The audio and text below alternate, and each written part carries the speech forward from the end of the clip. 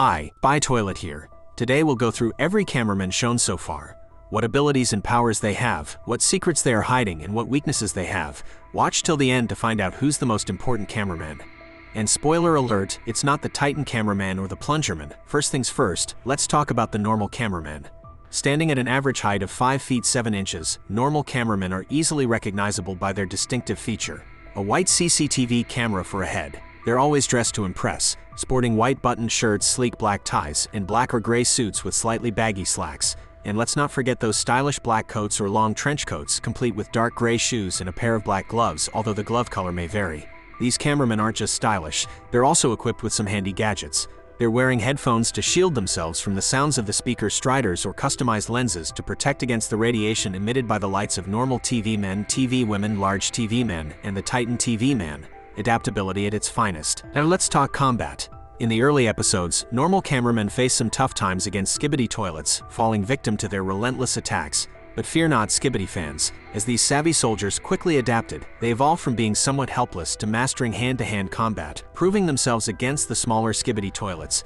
The turning point came in episode 53 when they got paralyzer laser rifles. These bad boys turned the tables, allowing normal cameramen to take down small Skibidi toilets with ease and even face off against the larger ones. Talk about a game changer, but wait, there's more. In episode 66, we witnessed something truly extraordinary. Normal cameramen going into berserk mode. Picture this. They start shaking rapidly in anger, ditch all their equipment, and go all out in hand-to-hand combat. It's an angry state that amps up their physical stats. And guess what? This berserk mode isn't exclusive to them. Speakermen and the elite fighters have been spotted with the same fiery determination. Black cameramen, introduced in episode 8, stand alongside their white-headed counterparts. Notable figures among them include plungermen and the sleek blue-suited coated cameraman. Their combat and abilities remain mysterious, with a potential for higher combat capabilities compared to average cameramen. Plungerman showcases exceptional strength, but variations among black cameramen suggest some similarity to normal cameramen. What sets them apart is their unique talent, an irresistible dance that inexplicably attracts Skibidi toilets. This hypnotic sway becomes an unexpected secret weapon, luring the infectious foes into traps. Large cameramen, towering giants in white suits beneath black coats, bring a cinematic touch with movie camera heads. Tank-focused and exceptionally durable, episode 46 showcased their strength, effortlessly handling threats like normal jetpack Skibidi toilets. Skibidi Toilet 12 revealed their combat prowess, tossing normal Skibidi toilets off bridges and playing catch in episode 62. The game changed in episode 53 with the introduction of stun batons, offering adaptability against larger toilets. Episode 55 brought pistol variants of the paralyzer laser rifle, strengthening their arsenal alongside an upgraded parasite disabler laser tank. The latest development in episode 66 transformed large cameramen into agile defenders equipped with jetpacks and rocket launchers, adding a serious punch to their capabilities. From slow-moving titans, they've evolved into airborne, formidable forces against the Skibidi toilet onslaught. Now onto the weirdest cameraman, which is not really a man, the camera toilet. A peculiar blend of cameraman and Skibidi toilet, designed with a purpose beyond combat. Its primary function was equipped with a camera that could be viewed from a tablet. The idea was to spy on the Skibidi toilets without putting the operator in harm's way. Now, let's discuss its brief encounter with the Skibidi toilet laboratory. The POV cameraman, hoping to fool the Skibidi toilets into thinking it was one of their own, sent the camera toilet inside the converted laboratory. The plan, however, quickly unraveled as the toilet scientists saw through the disguise. The laboratory's response was swift. The deployment of the formidable Strider Skibidi toilet. The explosion that followed not only revealed the true nature of the infiltrator, but also exposed the operator behind the daring mission. Theories abound regarding the camera toilet's origin. Was it a merging of a mind-controlled Skibidi toilet with a cameraman head?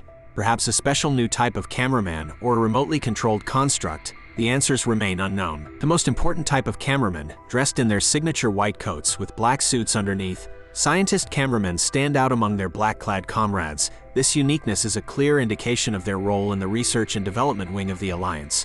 Now, let's talk about their most notable creation, the parasite disabler gun.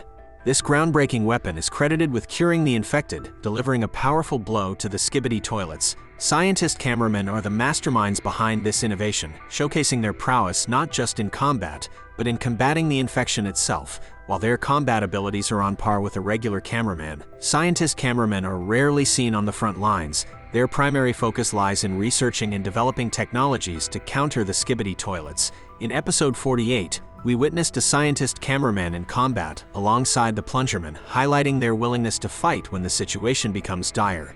And speaking of dire situations, episode 54 brought us a remarkable sight: a scientist cameraman piloting a mech suit into battle. This unexpected turn of events showcased the adaptability of these ingenious minds, proving that when the going gets tough, scientist cameramen don't shy away from the front lines. The engineer cameraman, a variant of the scientist cameraman, first seen in episode 23. These vital members of the science team play a pivotal role in maintaining and advancing the Alliance's technology.